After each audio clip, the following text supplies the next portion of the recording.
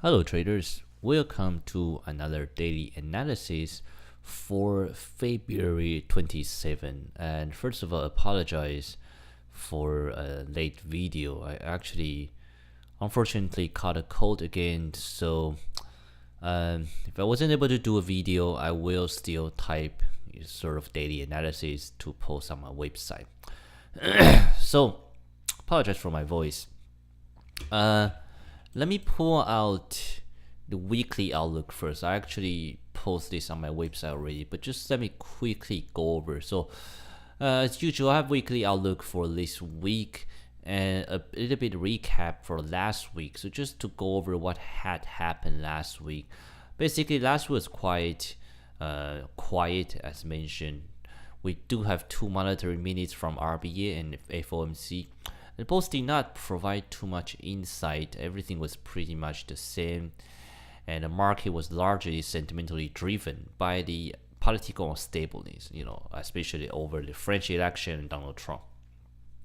Because of that, last week the winner was Japanese yen, as we have a lot of panic, a lot of safe haven inflow into it. Friday we also have the CPI data from Canada.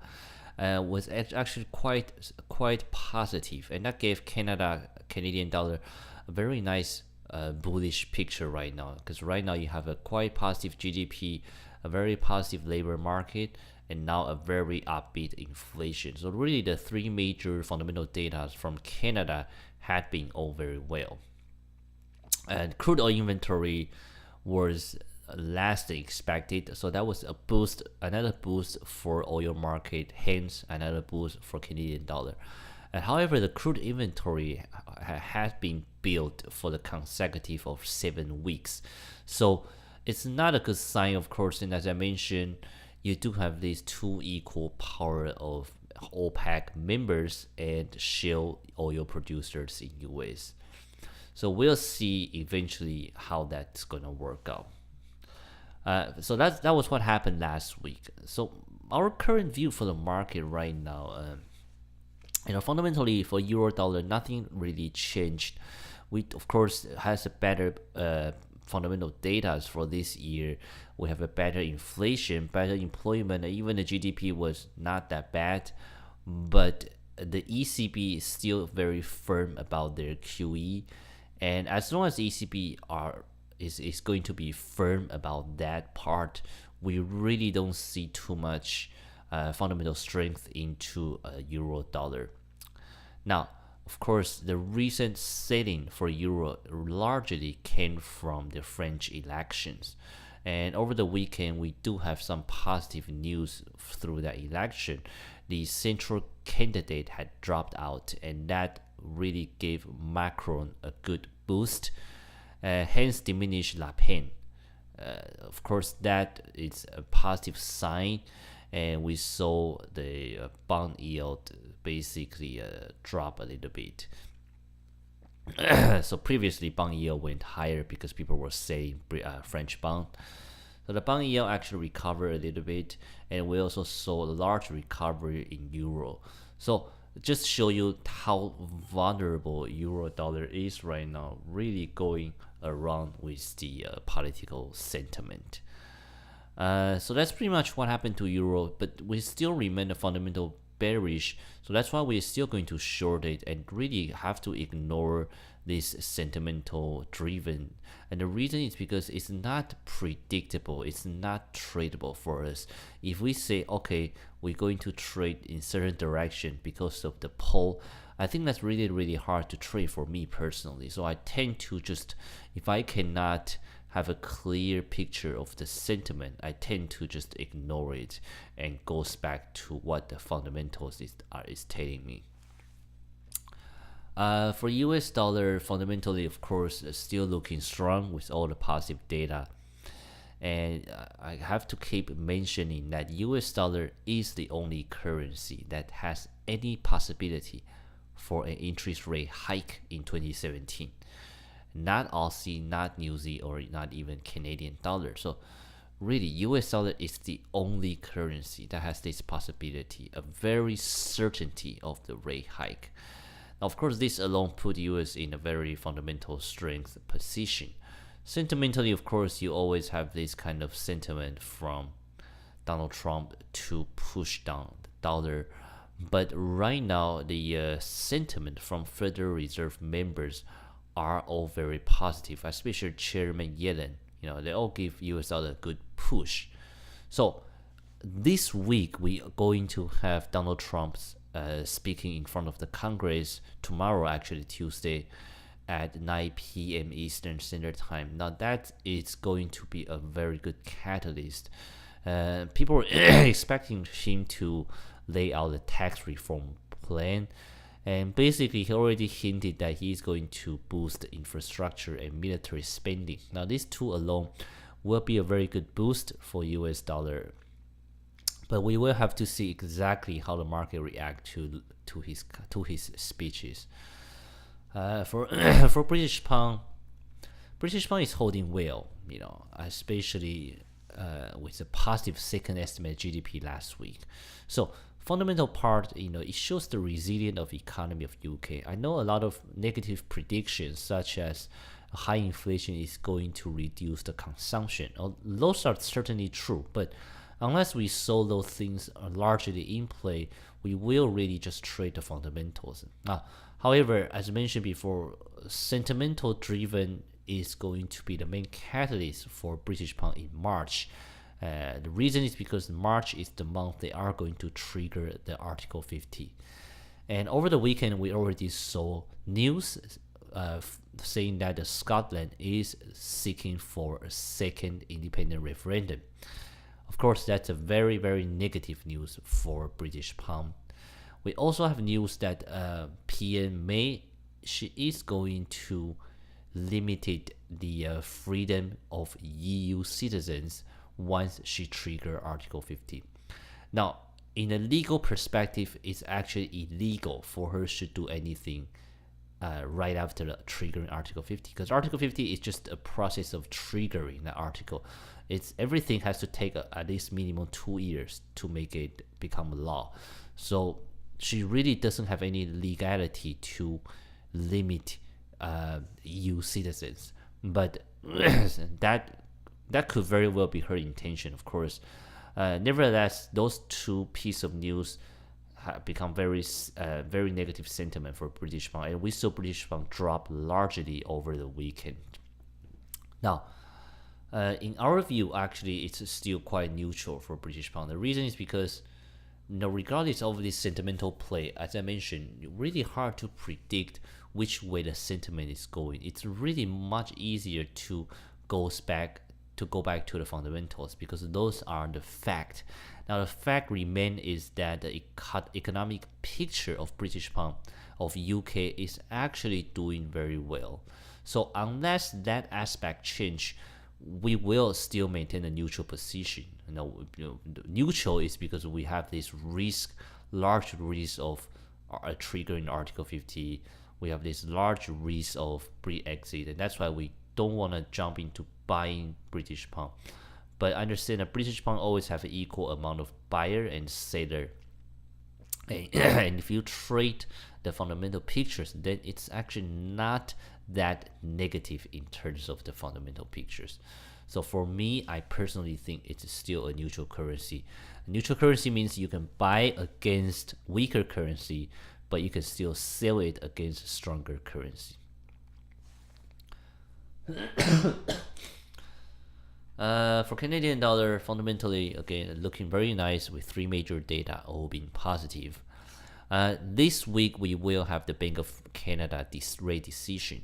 Although it's expected to be on hold, we're looking for the comment and particularly see how Bank of Canada is going to deal with the renegotiation of NAFTA deal. How are they going to deal or comment on the recent positive data and things like that, or the future outlook for the oil market. Now, for Australian dollar, over the weekend, we have a very positive data. It's called a corporation profit. That data came in largely surprise, and that alone, make a lot of economists recalculate their prediction for the GDP. And so far right now, the GDP prediction had been very positive. So it seems like the contraction of the Q3 was really a temporary thing. Of course, we have to see what happened to the GDP tomorrow. But if that's the case, that's what RBA was expecting. If that's the case, then RBA's expectation was correct. The contraction of Q3 was temporary. If that is the case, Aussie will resume back to its fundamental strengths and sentimental strengths. Now, the commodity price has kept going higher. The Chinese demand kept going higher, and if Donald Trump is going to boost the infrastructure, military, all those things will be benefit for the raw material of Australian. So those are all very good global picture for Australian dollar. For New Zealand dollar, it's really similar spot as Australian dollar. They actually have a better economic fundamental data. Now, the only thing, of course, is the central bank itself was trying to talk down its currency. But as I mentioned, once those sentiment passes, then each currency will always revert back to its fundamentals. So we still think New Zealand dollar is a quite attractive currency to hold, to buy. For Japanese yen, it enjoyed a very good week due to the safe haven inflow, and that's pretty much going to be the effect for Japanese yen, because fundamentally, really a negative currency without any boost, but the safe haven inflow is very strong, and as long as we have those geopolitical events continues, such as the European elections, such as Donald Trump himself, then we will always occasionally see a very strong buy into Japanese yen.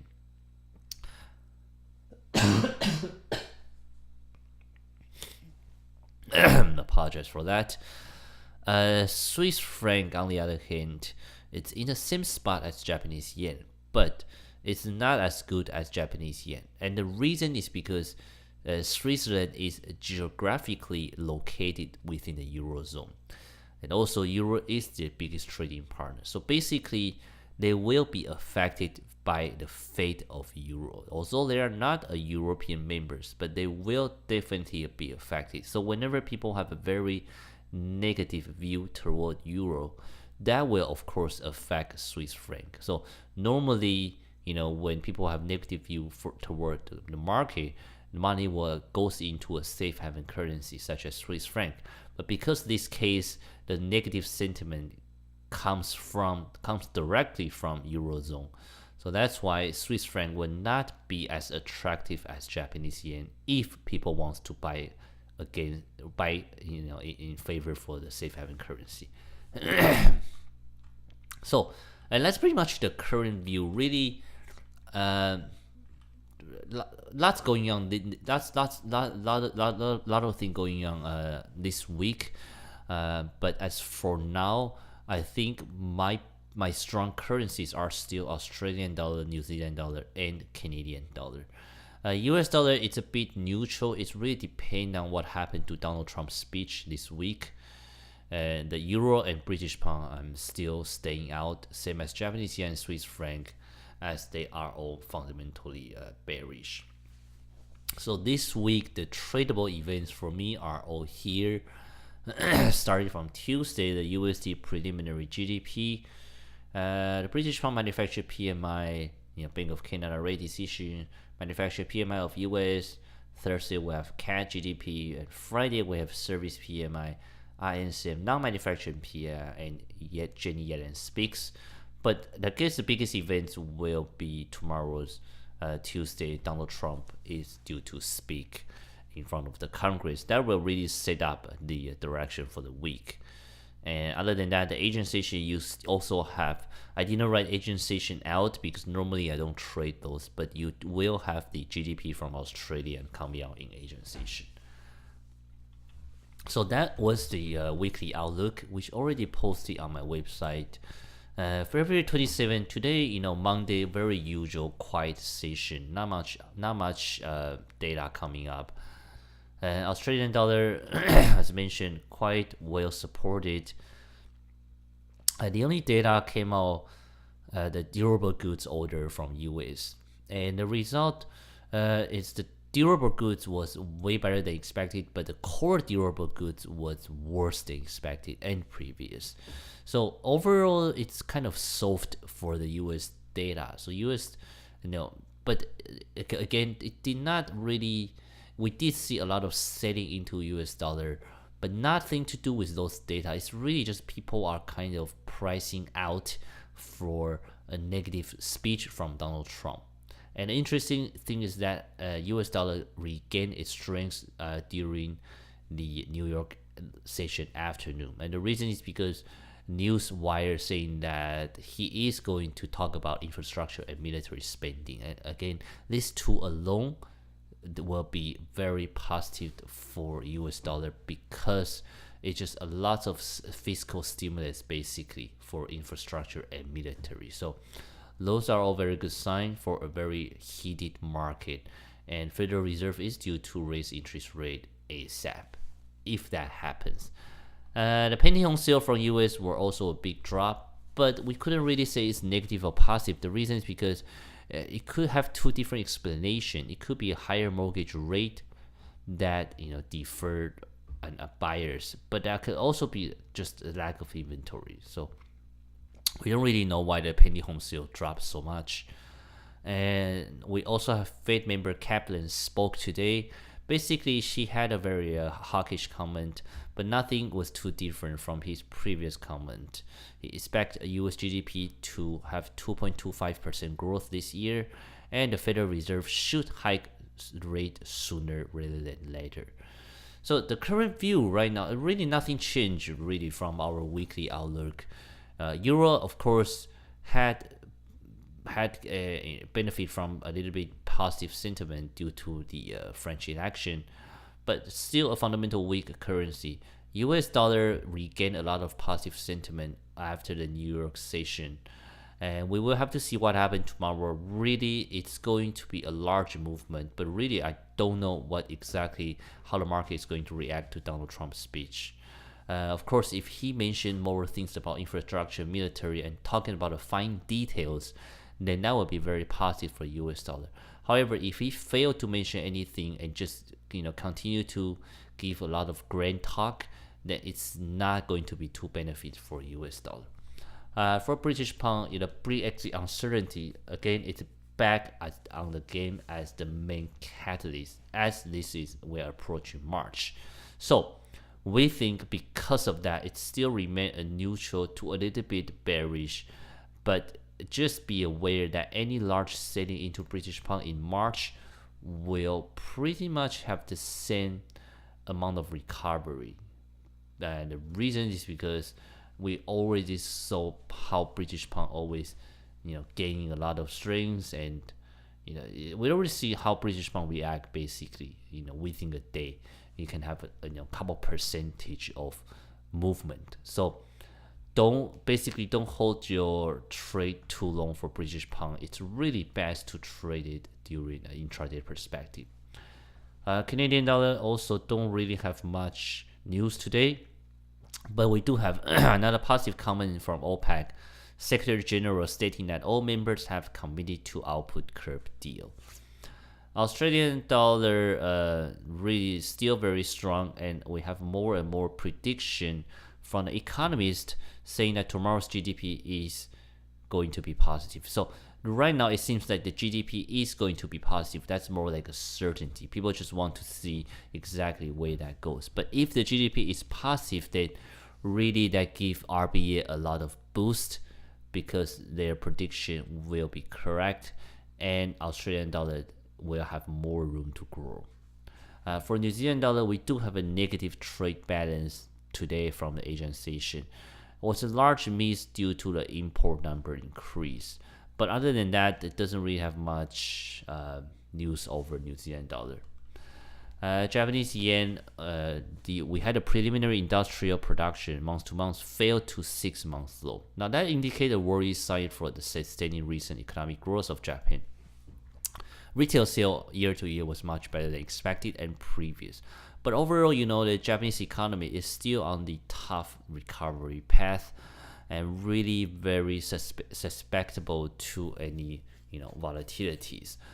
still a deflationary environment. So fundamentally, it's still a very bearish currency, but because of the safe haven status, especially nowadays, this week with so much uncertainty, I think Japanese yen will always be benefited when the world is panic. Again, same thing applies to Swiss franc, but it's less attractive than Japanese yen.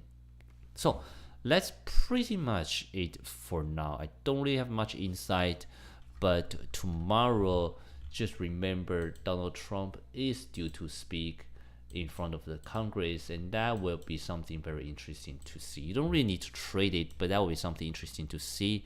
Schedule at 9 p.m. Eastern Standard Time. So that will be something you can take a look at it. Right now, my current trade, let me go over 28 pairs, and we can talk about my current trade. Okay, so first thing first, my daily trade Aussie yen got stopped out, unfortunately. And this one, got stopped out. Really, the only thing I'll say is that I bought at the breakout, and that's always the risk when you're buying at the breakout, because sometimes the breakout will work and it'll keep going higher, it never comes back. Sometimes it would only work but retrace largely, which is this case, and then another retracement to stop us out. But if you look at the long-term trend, it's still a very nice uptrend movement. So I wouldn't be surprised if I see this thing continue to go up. The only thing for me to think about this kind of trade is really that, should you or would you want to risk for buying at a breakout? So that's why I back then I always say that I don't really favor for breakout trade. The reason is because it might work in that next session, the next daily candle only, but it's way much better to buy at a support and sell at resistance, because you have really a higher probability. The reason is because the range or the inflow of money will just simply have more room to go. Okay, so let's take a look at our pair. So Euro Pound, we had this drop the other day, and of course 200-day moving average holding well. On top of that, the British pound has this such negative news, so we did see a recovery into a euro dollar. Euro Swiss, also a huge green candle today. Now this of course is not something I really trade, because the both are not really attractive as a currency. Euro dollar, I do tempting to sell. This looks like a nice kangaroo tail, but it is not. So we'll see what happens tomorrow, and then all these 1.07, 1.08 are all nice handle. Euro Aussie is the one trade that we are in. Really, we are right at break-even point right now. So because I'm still very fundamentally bullish about Australian dollar, so I'm still holding this trade. Euro CAD, again, a nice green candle, but not something we will buy against the fundamentals. Euro New Zealand is also the one we are in. We're also, right at this break even. And this one, of course, I'm less confident in compared to Euro Aussie. And the reason is because we do have this negative trade balance from New Zealand. But nevertheless, if all things are equal, New Zealand is still a better currency, a much attractive currency. Euro Yen, it's a nice green candle, but not something we pay too much attention. Pound Swiss have this kind of reversal signal. Cable, we got our sell order at 1.25. Obviously, we got filled when that's high against us at 1.2569, 1.2570. But then now we are below 1.25 again. So I'm not really hurried to get out of this trade at all, because it's more like a long-term swing play. Pound Aussie, on the other hand, after last Friday, which we got stopped at break even, it actually went a little bit lower, but give us another reversal signal today. So really, for me, it's not much movement, to be honest. And I do still think pound is going to the downward because of the positive GDP data from Australia tomorrow, most likely. Pound CAD, also a bullish signal, but against our fundamental picture. pound UZ and pound yen. Pound yen on the other hand has a much it's a very nice let me see if it's kangaroo tail. Just give me 1 second.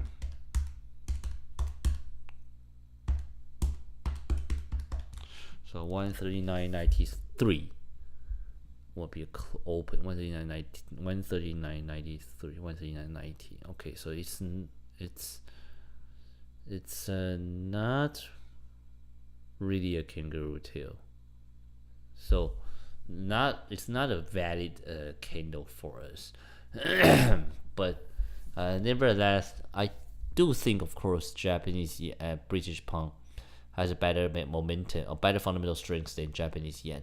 But providing this article triggering Article 50, really not something I like to buy. I know I say it's a neutral currency, but for me, I'm really looking more into sell it and only buy it in the intraday perspective. Let's keep going. Swiss franc, Japanese yen, don't really have much to say about this currency. Dollar Swiss continue to edge higher, but we'll see what happens tomorrow. Dollar CAD continue to edge higher, and dollar yen also went as high as 112.84, but now it seems to retrace back. Aussie Swiss also continue to retrace. Aussie dollar is the one we already got out, so not going to spend too much time. Aussie CAD don't really have much signal, but we're really not going anywhere either. Aussie Newsy is the one we short right now. Basically, it's a nice hedge for us. We obviously are in drawdown, but really still quite confident this thing might at least touch the 200-day EMA. Aussie Newsy, Aussie Yen. That's the one we just talked about. CAD Swiss and CAD Yen. So CAD Yen is the one we are currently in terms of our daily trade. Of course, things are not looking well because of this consecutive of red candle. But the only thing I'm happy about is that look, the size of the red candle are very, very small. So technically speaking, seller might exhausted their power. Now, on top of that, fundamentally speaking, Canadian dollar is way much stronger than Japanese yen. New Zealand Swiss franc is also the one we are in, also the one we are holding. New Zealand dollar, New Zealand CAD, and New Zealand yen. So really, I don't have much going on, but a lot of things is up in the air, and it's totally understandable because this year it's just a lot of conflict signal between the fundamental trading and technical style, and also a lot of political unstableness as we are witnessing the new White House administration for this kind of unstable environment since God knows how long is it, but we haven't had this kind of political jeopardies for a long time. So that's why market will be a bit vulnerable, a bit rattled. So just be careful when you are trading or putting any trade into it. As my rule of thumb or suggestion is that you either do a intraday trade with a much bigger stop loss or even weekly trade, or you do a more like intraday perspective. Okay, so that's pretty much it. I'm really kind of clueless, to be honest with you. I mean, fundamentally, I know which currency is strong and always have a strong reason to buy or sell. But sentimentally, of course, we do need a little bit push for each currency to break out of its current range bound. Okay, so that's it, guys. I hope you enjoyed this video. If you have any question, feel free to let me know. And once again, apologize for my cold.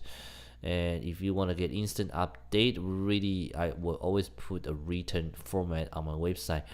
Video, I'll try to make it ASAP, but sometimes circumstances change. Other than that, let me know if you have any question. I'll be happy to help you out or answer any of your questions. Okay, thanks for watching. I will see you tomorrow. Thanks. Bye bye.